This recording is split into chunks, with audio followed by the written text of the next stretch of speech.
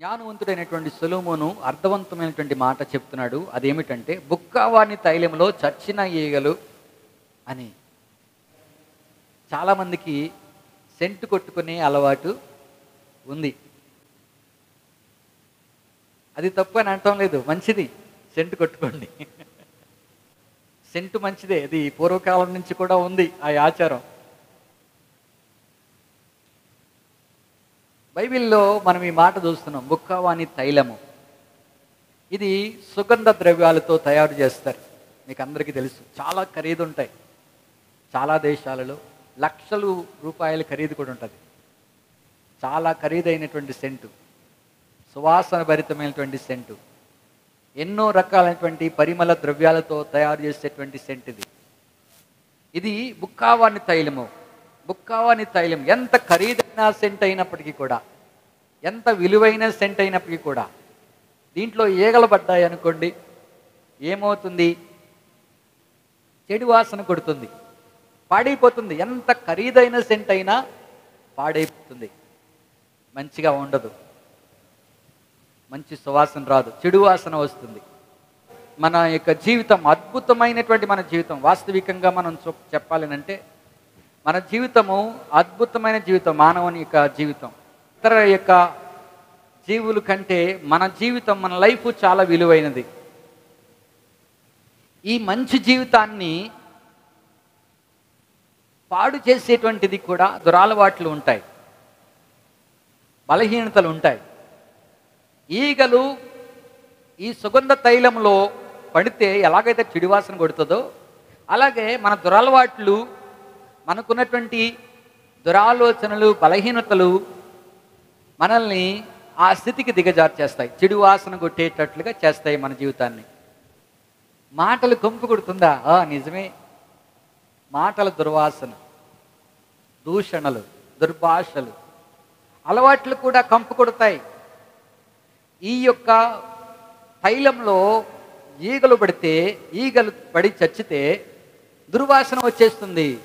మంచి వాసన, పరిమళ వాసనగా ఉండేటువంటి ఆ యొక్క తైలము ఎలాగైతే పాడైపోతుందో, మన దురలవాట్ల వల్ల, దురాలోచనల వలన, మనకున్నటువంటి ఆ చెడు వాసన వలన, చెడు జీవితం వలన మన గురించి పక్క వాళ్ళు చాలా దూరంగా ఉండడానికి, పక్క వాళ్ళు మనల్ని గురించి చెడుగా చెప్పుకోవడానికి వీలుంటుంది. బుక్కవాని తైలము సొలొమోను చెప్పేటువంటి మాట మీరు గమనించండి. ఇప్పుడు మన జీవితము దేవుడిచ్చింది. ఎవరిచ్చింది? దేవుడిచ్చినటువంటి జీవితం. దేవుడిచ్చినటువంటి ఈ జీవితాన్ని దీవెనకరంగా, ఆశీర్వాదకరంగా, మహిమకరంగా, దేవుని చిత్తానుసారంగా, దేవునికి ఇష్టమైన రీతిగా మనం ఉండాల్సినటువంటి వారమై ఉన్నాం కదా. దేవునికి ఇష్టం లేనటువంటి జీవితానికి మనం మరలిపోయామంటే బుక్కవాని తైలంలో ఈగలు పడినట్టే మన జీవితము ఉంటుంది. దేవుడు సుగంధ ద్రవ్య మేళకుడు. ఆయన సుగంధ ద్రవ్యాలతో మనల్ని నింపడానికి ఆయన మనల్ని పరిశుద్ధాత్మతో నింపాడు. ఆయన చేత తయారు చేయబడినటువంటి తైలము ఎంతో విలువైంది, మరి ఖరీదైంది. మన జీవితం చాలా ఖరీదైందండి. ఇది చాలా విలువైంది. ఈ జీవితము, ఈ లైఫ్, ఈ గుండె ఆగిపోయిన తర్వాత సమాప్తం అయిపోతుంది ఇక్కడతో, ఈ లోకంతో.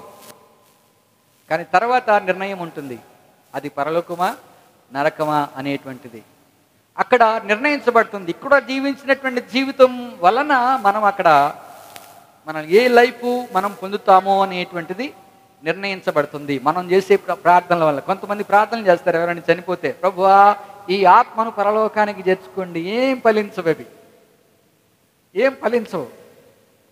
ఒకసారి మేము వీరభద్రపురము ఒక ఆయన చనిపోతే వెళ్ళాం, సమాధి చేయడానికి వెళ్ళాం. ఇప్పుడు ప్రార్థన చేస్తున్నారు, వరసెట్టి ప్రార్థన చేస్తున్నారు, అందరూ ప్రార్థన చేస్తున్నారు. పాస్టర్ గారు ప్రార్థన చేస్తున్నారు, ప్రభువా ఈ ఆత్మని సన్నిధికి చేర్చుకోండి, బతుకున్నంతకాలము నీకోసం జీవించాడని. పక్కోడు అంటున్నాడు, ఈడు తాగి తూలి పడిపోయేవాడు, ఎక్కడ పడితే అక్కడ పడిపోయేవాడు, ఇలా ఆవిడ తీసుకొచ్చి ఇంటికాడ చేర్చేది, వీడి కోసం ఈ ప్రార్థన అంటున్నాడు ఆయన. పక్క ఆయన సమాధి మీద వెనకాల రాస్తారు చాలామంది చనిపోయిన వారి గురించి. ఏమని రాస్తారంటే, ప్రభువునందు నిద్రించిన వారు ధన్యులు. ఇతను ప్రభువునందు నిద్రించాడా? తాగి తూలి పడిపోయి ఇష్టానుసారంగా జీవితాన్ని పాడు చేసుకుని చెడు వ్యసనాలతో బానిసలైపోయి వ్యభిచారంతో జూదముతో చెడు జీవితాన్ని జీవించిన వ్యక్తిని గురించి అలా ప్రార్థన చేయగలుగుతామా? పాస్టర్ గారులకు కూడా ఇబ్బందేనండి. నొప్పి కలగకుండా ఉండడం కోసమే ప్రార్థన చేస్తూ ఉంటుంటారు. తప్పదు కొంతమందికి, లేకపోతే తర్వాత లైఫ్ చాలా భయంకరంగా ఉంటుంది వాళ్ళు ఇచ్చేటువంటి ప్రతిఫలం. అంచేత మన లైఫ్ ఏంటి అనేటువంటిది మనం చూసుకోవాలి. దేవుడే మన జీవితాన్ని పరిమళ వాసనగా ఉండడానికి ఇచ్చాడు. మనకు బైబిల్ గ్రంథంలో నిర్గమాకాండము 30వ అధ్యాయం 25వ వచనంలో మనం చూస్తాం కదా ప్రియులారా. దీనిని ఏమంటారంటే దేవుని సన్నిధిలో ప్రతిష్టాభిషేక తైలము అని అంటాం. అక్కడ చాలా వస్తువులను అభిషేకిస్తారు, పరిమళ వాసనగా ఉండడానికి అభిషేకిస్తారు. వాటిని ప్రతిష్టాభిషేక తైలము అనగా సుగంధ ద్రవ్యం మేలుకుని పని అయిన పరిమళ సంభారముగా చేయవలను. అది ప్రతిష్టాభిషేక తైలమగును. ఆ తైలంలో నీవు సాక్ష్యపు గుడారమును, సాక్ష్యపు మందసమును, బల్లను, దాని ఉపకరణములన్నిటినీ, దీపవృక్షమును, దాని ఉపకరణములన్నిటినీ, ధూపవేదికను, దహన బలి పీఠమును, దాని ఉపకరణములన్నిటినీ, గంగాళమును, దాని పీటను అభిషేకించి అవి పరిశుద్ధమైనవిగా ఉండినట్లు వాటిని ప్రతిష్ఠింపబలను. వాటిని తగులు ప్రతి వస్తువు ప్రతిష్ఠితమగును. మరియు అహరోనును అతని కుమారులను నాకు యాజకులైనట్లు నీవు వారిని అభిషేకించి ప్రతిష్ఠింపవలెను. విన్నారు కదా, ఇది ప్రతిష్ట అభిషేక తైలము, ప్రతిష్ఠించటానికి. ఎందుకంటే దేవుని కొరకు, దేవుని సన్నిధిలో నిలబడట కొరకు, దేవుని యొక్క సన్నిధిలో ఈ ఉపకరణాలన్నీ కూడా పరిశుద్ధంగా ఉండట కొరకు అభిషేకిస్తారు. ఇది దేనితోనంటే పరిమళ తైలము అని అంటున్నాం. ఈ మధ్యకాలంలో కొంతమంది పాస్టర్లు బిజినెస్ చేస్తూ ఉన్నారు. తైలాభిషేక ప్రార్థన, తైలాభిషేక పండుగ. బైబిల్లో ఎక్కడ నేను చూడను. మరి ఈ తైలాభిషేకము అనేటువంటి పదాన్ని వాడుకుని ప్రజల్ని మోసం చేస్తున్నారు. నీవు ప్రభువుకి సమర్పించుకున్నప్పుడు అభిషేకము నీ మీదకి వస్తుంది, పరిశుద్ధాత్మ చేత మీరు నింపబడుతుంది. మాటి మాటికి ఎవరో వచ్చి నీ మీద చేతులుంచి లేకపోతే తైలం పూసి అభిషేకించడం కాదు. చాలామంది నెల నెల వెళ్తూ ఉన్నారు అభిషేక పండుగకు, తైలాభిషేకంతో నింపబడటం కోసం. నెల నెల అవసరమా? అసలు ఈ తైలాభిషేకమైనదే అనేటువంటిదే డూబు, నిన్నేదో భ్రమపరచడానికి చేసేటువంటి పనిది. ఎప్పుడైతే నీవు ప్రభు అయిన యేసుక్రీస్తును స్వరక్షకునిగా అంగీకరించావో, నీ జీవితాన్ని ఆయనకి సమర్పించుకున్నావో, నీకు వాగ్దానం ఉన్నది కదా. 2వ అధ్యాయంలో అపోస్తుల కార్యాల్లో రాయబడింది. వాగ్దానం ఏంటి అని అంటే, నీవు ఎప్పుడైతే యేసుక్రీస్తు నామమును బాప్తిసం పొందుతావో అప్పుడు పరిశుద్ధాత్మ అనే వరము పొందుదురు. మీకును, మీకు మాత్రమే కాదు, దూరస్తులందరికీ కూడా వాగ్దానం చేయబడింది. అప్పుడు చేయబడినటువంటి వాగ్దానము నేటికి కూడా ఉంది. నీవెప్పుడైతే ప్రభువుని అంగీకరించి బాప్తిసం పొందావో నీవు పరిశుద్ధాత్మ అనేటువంటి వరాన్ని పొందుతావు. మరెవరో వచ్చి ఇచ్చేది కాదు ఇది, మరెవరో నెలలా వచ్చి అభిషేకించేది కాదు. నీవు అభిషేకించబడినటువంటి వాడు, ప్రతిష్ఠించబడినటువంటి వాడు. ప్రభు కొరకు నీవు రాజులైన యాజక సమూహంగాను, దేవుని సొత్తైన ప్రజలుగాను మీరు తీర్చబడ్డారు. ఇందులో ఏమాత్రం కూడా సందేహం లేదు. మీరు వెలుపల ఉండినట్లయితే, క్రీస్తుకు వెలుపల ఉండినట్లయితే అది వేరే సంగతి. కానీ క్రీస్తులోనికి మీరు బాప్తిసం పొందారు కదా, క్రీస్తులోనికి బాప్తిసం పొందిన మీరు క్రీస్తును ధరించుకున్నారు. కాబట్టి మరి ఎవరో వచ్చి నెల నెలా వచ్చి అభిషేకం ఇవ్వాల్సిన అవసరం లేదు. అభిషేకాల కోసం పరిగిలు తీయకండి. మీ జీవితమే అభిషేకం. దేవుడు మీకు రక్షణ ఇచ్చాడే, అదే అభిషేకం.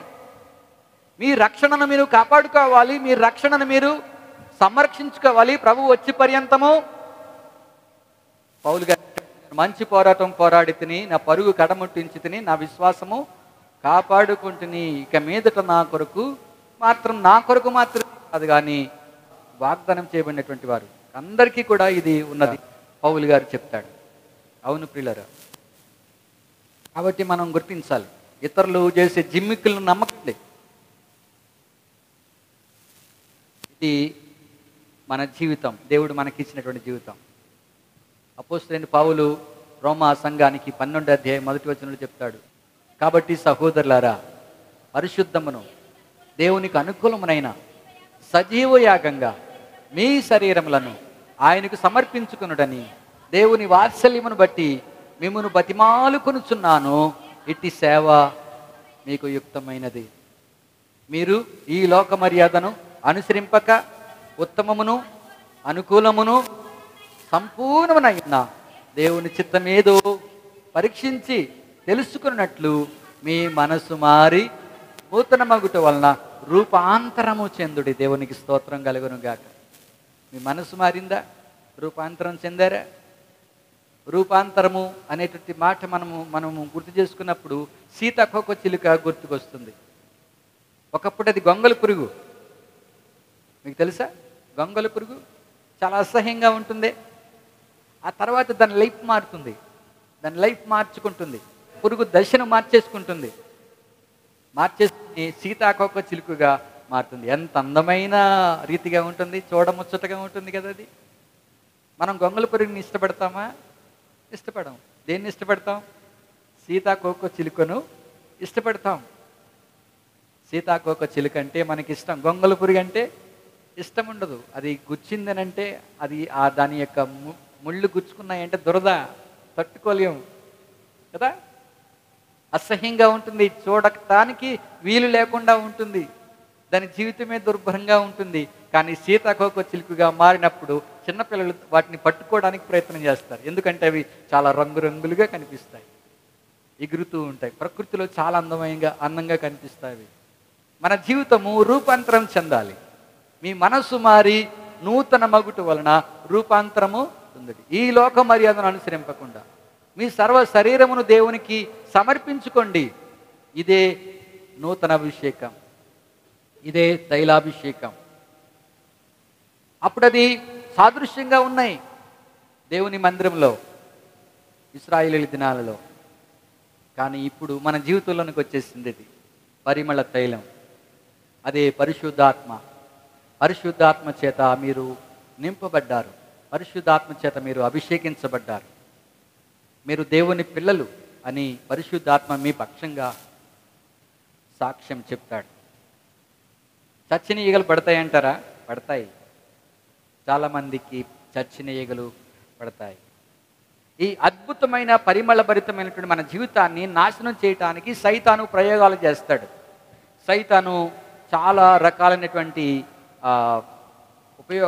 అతడు వాడికి అనుకూలమైనటువంటివి అస్త్రాలని వదులుతూ ఉంటుంటాడు. పాప సంబంధమైన బలహీనతలు. నాతో చాలామంది మాట్లాడారు. చాలామంది నా దగ్గరికి వచ్చినప్పుడు నేను వారికి వాక్యం చెప్పి బలపరిచాను. వారు చనిపోయే ముందు వాళ్ళు నాతో ఏం చెప్పారు తెలుసా? పాస్టర్ గారు, నేను కనపడ్డా వెంటనే, పాస్టర్ గారు మానేయాలనుకుంటున్నాను కానీ మానేస్తాను, వచ్చే ఆదివారం నుంచి ఇంకా నేను ముట్టుకోనండి, నేను ఇంకా తాగుడు బలహీనత పోవట్లేదండి, నాకు చాలా బాధాకరం. చిన్న చిన్న బలహీనతలు మనల్ని దేవునికి దూరం చేసేస్తాయి. పాపము మరియు బలహీనతలు దేవునికి, మన యొక్క బలహీనతలు దేవుడికి దూరం చేసేస్తాయి. నేటి క్రైస్తవం దుర్గంధంతో నిండిపోయింది. పేరుకు మాత్రం క్రైస్తవులుగానే ఉంటున్నారు చాలామంది, పేరుకు క్రైస్తవులు, కానీ జీవితంలో క్రైస్తవుడు అంటే ఏంటి? తక్కువ కులం వల్ల కాదు, ఈ లోక సంబంధమైన ఏది కూడా కాదు. క్రైస్తవుడు అంటే క్రీస్తును పోలి జీవించేవాడు క్రైస్తవుడు. కానీ యేసు ప్రభువు శ్రేష్టమైన జీవితాన్ని జీవించాడు. ఆయన ఏమన్నారు తెలుసా? నాలో పాపం ఉన్నదని మీలో రూపించిన వాడు ఎవడు రూపించలేడు. తప్పుడు నిందలు మోపుతున్నారు కానీ అవి నిలబడేవి కావు. అసాధ్యం. యేసు ప్రభువుని తప్పు పట్టడం అనేది అసాధ్యం. యేసు ప్రభువులా జీవించటానికి మనము తీర్మానం చేసుకోవాలి. మనం ప్రయత్నం చేస్తున్నాం, మన ప్రయత్నం సఫలీకృతం కావాలి, మనం అదే మార్గంలో నడవాలి. మన విశ్వాస జీవితాన్ని చివరి వరకు మనము నిలిచి ఉంచుకోవాలి. మన జీవితాల్లో ఒకవేళ చచ్చిన ఈగలు కనబడినట్టయితే సువాసన లేదు కానీ దుర్వాసన వస్తుంది. దుర్వాసన, సువాసన వస్తుందా మీ జీవితం వలన? మీ జీవితము సువాసన భరితంగా మారాలి. ఎవరైనా సెంటు కొట్టుకుని వచ్చారనుకోండి, బా ఏం సువాసన అంటామా అనమా? అవును, సువాసనని ఎవరు కూడా అసహించుకోరు కదా, అసహించుకోరు. దుర్వాసన వస్తే మాత్రము భరించలేదు. చాలాసార్లు నేను బస్సులో కూర్చున్నప్పుడు ఎవడైనా తాగి ఉన్నాడు అనుకోండి, పక్కన కూర్చోలేను నేను. దుర్వాసన వచ్చేస్తుంది, వాడి దగ్గర అస్సలు కూర్చోలేము. ఎందుకు? దుర్వాసన. వాడు నోరు విప్పితే చాలు దుర్వాసన. చుట్టకాలు చెవుల దగ్గర మనం కూర్చోగలమా? దుర్వాసన. తాగుడు తాగే వాళ్ళ దగ్గర కూర్చోలేము, దుర్వాసన. అలాగే బూతులు మాట్లాడే వాళ్ళ దగ్గర కూడా మనం వినలేము, దుర్వాసన. కాబట్టి ఈ దుర్వాసన అనేటువంటి ఈ చచ్చిన ఈగల్ని సైతాను వదులుతూ ఉంటుంటాడు. క్రైస్తవ విలువను పాడు చేసేస్తాయి. మిమ్మును బట్టియే కదా నా నామం అన్యజనుల మధ్య అవమానపరచబడుతుంది అని వాక్యం చెప్తుంది పిల్లరా. మత్తయి సువార్త 15:19 మన జీవితంలో చచ్చిన ఈగలు ఏమిటో రాయబడినాయి అక్కడ. మన జీవితంలో ఉంటాయి అవి, వాటిని తొలగించుకోవాల్సిన అవసరం మనకుంది. దురాలోచనలు, నరహత్యలు, వ్యభిచారములు, వేశ్యాగమనములు, దొంగతనములు, అబద్ధ సాక్ష్యములు, దేవదూషణులు హృదయంలో నుండియే వచ్చును. ఇవే మనుషుని అపవిత్రపరచును. అక్కడ సందర్భం ఏంటంటే, యేసుక్రీస్తు ప్రభువు దగ్గరికి వచ్చి కొంతమంది ఎలాగైనా సరే ఆయన తప్పుపట్టుకోవాలి అని అనుకుని, మీ శిష్యులు చేతులు కడుక్కోకుండా భోజనానికి కూర్చున్నారు అన్నారు. చేతులు కడుక్కోవాలి, కానీ ఆ యొక్క సందర్భం ఏంటంటే తప్పు పట్టుకోవడానికి మాత్రమే ఆ విషయాన్ని వాడుకుంటున్నారు. నీ శిష్యులు చేతులు కడుక్కోకుండా భోజనం చేస్తున్నారు. యూదుల యొక్క ఆచారం ఏమిటంటే, బయట ఎక్కడికైనా తిరిగి వచ్చిన తర్వాత ఇంట్లోకి వెళ్లే ముందు వాళ్ళు కాళ్ళు కడుక్కొని, చేతులు కడుక్కొని, ముఖం కడుక్కొని, తర్వాత నీళ్లు చల్లుకుని, అంతగా కాదనుకుంటే నీళ్లు చల్లుకునైనా లోపలికి వస్తారన్నమాట. అది వాళ్ళకి ఆచారం. మన వ్యాపారంలో కూడా చేస్తారా పని? అవునే కదా, చేస్తారు. ఒకవేళ ఎవరైనా ఎదురయ్యారనుకోండి, పొద్దున్నే మడిగట్టుకుంటారు కదా, స్నానం చేసేస్తారు. మరి ఇంట్లోకి వెళ్ళే ముందు మధ్యలో ఎవరైనా ఎదురయ్యారనుకోండి, మళ్ళీ నిత్తంటి పోసుకుని వెళ్తారు. అవునే కదా? ఏమో మాట్లాడతారే మీరు? చేస్తారా చేయరా? అపవిత్రం అయిపోయేమో అనుకుంటారు వాళ్ళు. వాళ్ళ ఇష్టం, వాళ్ళు చేయనివ్వండి, నేనేం కాదంటలేదు. కానీ ఆచారాన్ని నేను మీకు జ్ఞాపకం చేస్తున్నాను. ఆచారం ఇది, మన ఆచార వ్యవహారాలు. వాళ్ళు ఆచారాన్ని చూస్తున్నారు కానీ హృదయాన్ని చూడటం లేదు. హృదయంలో ఉన్నటువంటి దాని గురించి ఆలోచించట్లేదు. ప్రభువు దాన్ని ఖండించారు. మన ఆచారాలు కాదు ముఖ్యం, మన హృదయం ముఖ్యం, మన మనస్సు ముఖ్యం. దాని గురించి ప్రభువు మాట్లాడుతూ, మీ లోపల ఏమున్నాయి తెలుసా? దురాలోచనలు ఉన్నాయి, నరహత్యలు ఉన్నాయి, వ్యభిచారాలు ఉన్నాయి, వేశ్యాగమనములు ఉన్నాయి, దొంగతనాలు ఉన్నాయి, అబద్ధ సాక్ష్యాలు ఉన్నాయి, దేవదోషం ఉంది. ఇవన్నీ హృదయంలో నుంచి బయటకు వస్తాయి. ఉత్పత్తి హృదయంలో నుంచి అని ప్రభువు చెప్తున్నారు. చేతులు కడుక్కోవడం పెద్ద సమస్య ఏం కాదు. చేతులు కడుక్కోవడమే అనేటువంటిది ఏమీ కాదు. ముఖ్యంగా మీ హృదయాన్ని కడుక్కోండి. చేతులు కాదు ముఖ్యం, హృదయము ముఖ్యం అంటున్నారు ప్రభువారు. మీకు గలతీ పత్రికలో కూడా ఈ మాట రాయబడింది. చూడండి, గలతీ పత్రిక 5:19-21 వరకు కూడా చూస్తే, శరీర కార్యాలు స్పష్టమైనవి. అవి ఏమనగా జారత్వము, అపవిత్రత, కాముకత్వము, విగ్రహారాధన, అభిచారము, ద్వేషము, కలహము, మత్సరములు, క్రోధములు, కక్షలు, భేదములు, విమతములు, అసూయలు, మత్తతులు, అల్లరితో కూడిన ఆటపాటలు మొదలైనవి. ఇవన్నీ కూడా హృదయంలో ఉంటాయి. శరీర కార్యాలు ఇవి. శరీర కార్యాలు, శరీరం కోరుకునేటువంటి కార్యాలు. అవి కాదు దేవుడు కోరేది, అది కాదు మీకు ఉండాల్సింది. ఆత్మఫలమేమనగా ప్రేమ, సంతోషము, సమాధానము, దీర్ఘశాంతము, దయాళత్వము, మంచితనము, విశ్వాసము, సాత్వికము, ఆశాహ నిగ్రహము. దేవునికి స్తోత్రం కలుగునుగాక. ఇవి కావాలి మీకు, మీ హృదయంలో ఇవి ఉండాలి. శరీర కార్యాలను ఎప్పుడైతే దూరం చేసుకుంటామో ఆత్మకార్యాలు మన జీవితాల్లోనికి వస్తాయి.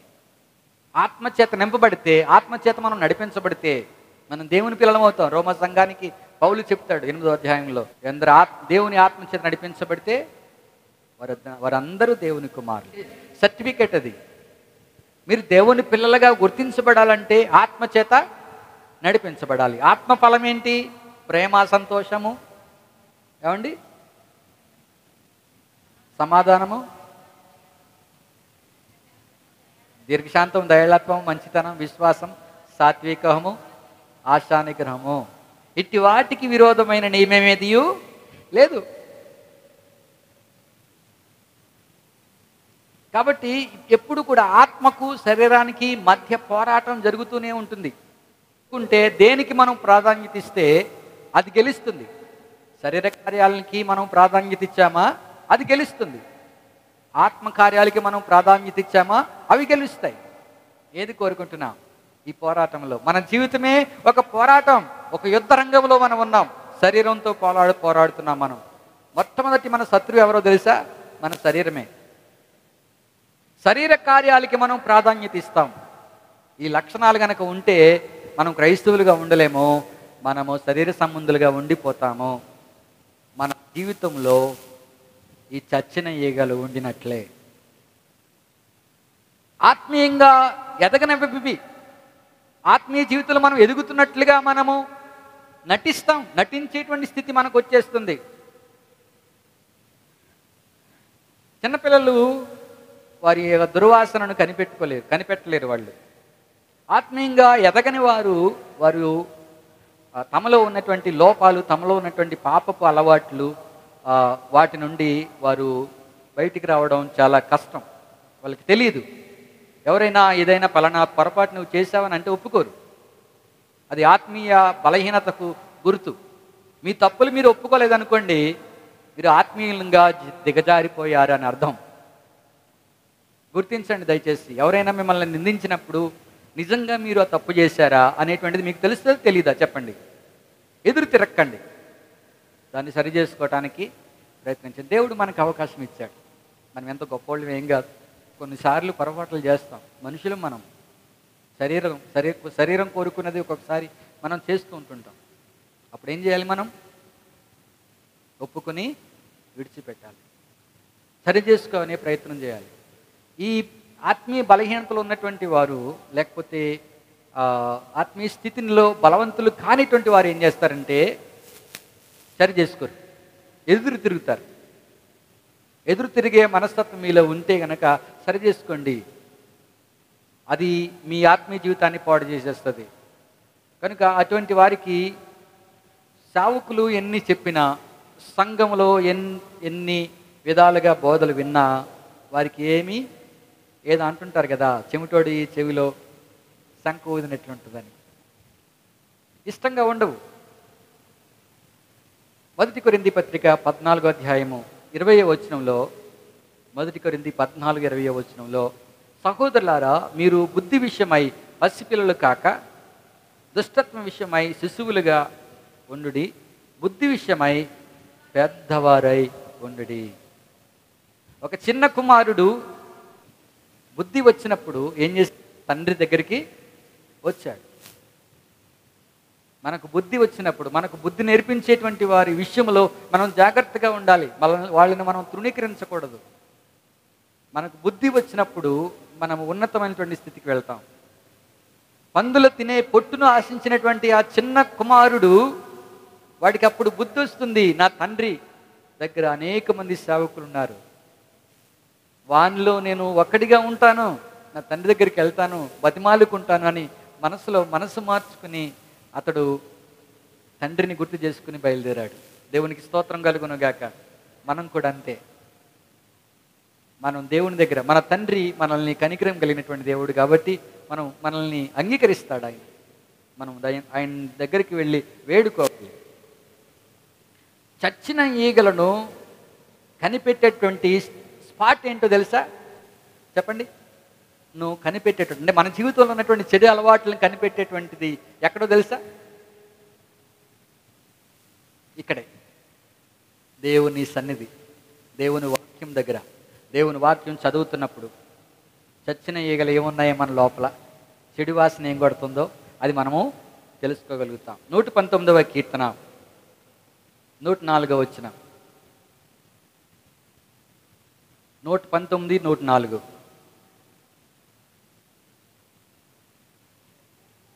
నీ ఉపదేశం వలన నాకు వివేకము కలిగెను, తప్పు మార్గములన్నీ నాకు అసహ్యములాయెను. చాలండి. దేవుని ఉపదేశాన్ని మనము పొందినట్లయితే మనకు వివేకం కలుగుతుంది, మనకు జ్ఞానం కలుగుతుంది, మనం ఏ స్థితిలో ఉన్నామో మనకు తెలుస్తుంది. తప్పుడు మార్గాన్ని మనం అప్పుడు అసహించుకుంటాం. 105వ వచనం కూడా చూస్తే, నీ వాక్యము నా పాదములకు దీపమును నా త్రోవకు వెలుగునై ఉన్నది. నీ వాక్యము, అదే కీర్తనలో, నీ వాక్యం నన్ను బ్రతికించింది, బాధలో ఇదే నాకు నెమ్మది కలుగు చేసింది. దేవుని వాక్యం ఎంత శ్రేష్టమైందో చూడండి. దేవుని వాక్యమే మనల్ని సరిచేస్తుంది. దేవుని వాక్యమే సరైన మార్గంలో మనల్ని నడిపిస్తుంది. చచ్చిన ఈగల్ని తొలగించేటువంటి స్థితి మనం తెచ్చుకోవడానికి ఏం చేయాలి తెలుసా? ఎప్పుడైతే వాక్యం మనల్ని హెచ్చరిస్తుందో అప్పుడు మనం ఏం చేయాలంటే ప్రార్థన చేయాలి కదా. దుర్వాసనం అంతటినీ కూడా మనము పారద్రోరాలి అంటే, మన స్థితి నుండి మనం బయటికి రావాలంటే మనం ఏం చేయాలంటే ప్రార్థన చేయాలి. మనం ఎప్పుడైతే జ్ఞానముతో నిత్యదేవుని సహాయం కోరుకుంటామో అప్పుడు మనం పరిశుద్ధపరచబడతాం. దేవునికి స్తోత్రం కలుగును గాక. సులోమోను చెప్తున్నాడు, చచ్చిన ఈగలు పరుట చేత, బుక్కావాని తైలంలో చచ్చిన ఈగలు పరుట చేత దుర్వాసన కొట్టును. కొంచెము అవివేకము ఏముంది అక్కడ తర్వాత వచ్చినలో, కొంచెం బుద్ధిహీనత రాజులో ఉంటే జ్ఞానం అంతటినీ చాలా చెప్తుంది. ఎంత పరిస్థితులమై అయ్యుండొచ్చు, ఎంత నీతిమంతులమై ఉండొచ్చు, ఎంతో ప్రార్థన పరులమైన ఉండవచ్చేమో, మనలోనికి చెడు అలవాట్లు వచ్చినాయి అనుకోండి, అప్పుడేమవుతుంది? అంతా జీవితంలో వాటని ఫాలో అవుతాం, బలహీనమై ఉంటాం, ఆత్మీయంగా దిగజారిపోయినటువంటి వాళ్ళం అవుతాం. మన జీవితంలో మనం ఎవరు మనం గుర్తుపెట్టుకోవాలి. చాలాసార్లు నిజంగా మనము బలహీనమే, నేను కాదనట్లేదు పిల్లలు, ఎప్పటికీ మనం బలహీనమే. కానీ మనం క్రీస్తునందుంటే బలవంతులం అవుతాం. చాలాసార్లు నా జీవితంలో అనేకమైనటువంటి బలహీనతలకు లోనైనటువంటి పరిస్థితి వచ్చినప్పుడు నన్ను దేవుడు తప్పించాడు. అలాంటి అంత దగ్గరికి నేను వెళ్ళినప్పుడు వెంటనే దేవుని వాక్యం మనకు నిజంగా దేవుని వాక్యం మనలో ఉంటే మనం తప్పించబడతాం. ఇది వాస్తవికమైన పరిస్థితి. ఈ జీవితంలో నా జీవితం దేవుని వాక్యాన్ని మనం తోసివేసినప్పుడే మనము బలహీనమైపోతాం. రాయబడిన కొన్ని సంగతి చూడండి.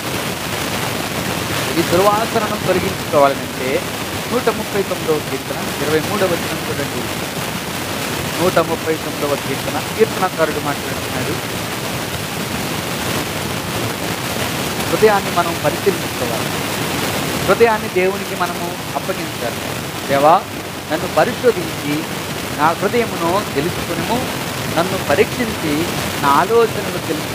24వ వచనం, నీకు ఆయాసకరమైన మార్గము నా యందున్నదేమో చూడుము, నిత్య మార్గమున నన్ను నడిపించుము. మనం చేయాల్సిన ప్రార్థన. దేవుని సహాయం లేకుండా మనము విజయం సాధించలేము. దేవుని ఆత్మ సహాయం లేకుండా సైతాన్ని జయించలేము. దేవుని ఆత్మ సహాయం లేకుండా మనం బలహీనతల్ని జయించలేము. మానలేకపోతున్నానండి పాస్టర్ గారు, మానలేకపోతున్నానండి, నేను ఎంత ప్రయత్నం చేసినా సరే మానలేకపోతున్నానండి అంటున్నారు లేదా? చాలా మంది మానలేరు. అది అంత బలంగా ఉంటుంది, దానికి లోబడిపోతున్నాం. సాయంకాలం అయ్యేటానికి లోబడిపోతున్నాం. నోరు పిడసగొట్టిపోతుందండి అంటారు కొంతమంది. జీవితం వల్ల ఆగేస్తుందండి, పళ్ళు కొట్టేసుకుంటున్నాయండి అంటారు. శరీరం కోరుకుంటుంది, అపవిత్రమైన కార్యాలు చేయడానికి శరీరం కోరుకుంటుంది. శరీరమే మనకి బలమైన శరీరాన్ని చేయించి నీ జీవితాన్ని యేసుకు అప్పగించినప్పుడు యేసు రక్తము మనల్ని శుద్ధి చేస్తుంది. యేసు రక్తము మాత్రమే. కొంతమంది చెప్తున్నారు బాప్తిసం తీసుకుంటే పాపం పోతుందా అని అడుగుతున్నారు, మనల్ని ప్రశ్నిస్తున్నారు. మరి నదిలో మునిగితే పాపం పోతుందా? బాప్తిసం పాపం పోవడానికి కాదు, అదొక గుర్తు మాత్రమే. యేసు రక్తము ప్రతి పాపము నుండి మనల్ని పవిత్రులుగా చేయను. 2000 సంవత్సరాల క్రితం యేసుక్రీస్తు ప్రభువు వారు చిందించేటువంటి రక్తము ఈ రోజుకి కూడా పనిచేస్తుంది. ఈ రోజుకి నీకు భరోసా, ఈ రోజుకి కూడా నీవు పవిత్రుడు అవ్వడానికి ఒక సాధనము. అది యేసు రక్తము మాత్రమే నిన్ను పవిత్రునిగా చేయను. యోహాను రాసిన మొదటి పత్రిక 1:9 మనం చూస్తున్నాం. మనం ఒప్పుకున్నట్టయితే ఆయన రక్తము ప్రతి పాపము నుండి మనను పవిత్రులనుగా చేయును అని వాక్యంలో మనము చూస్తున్నాం.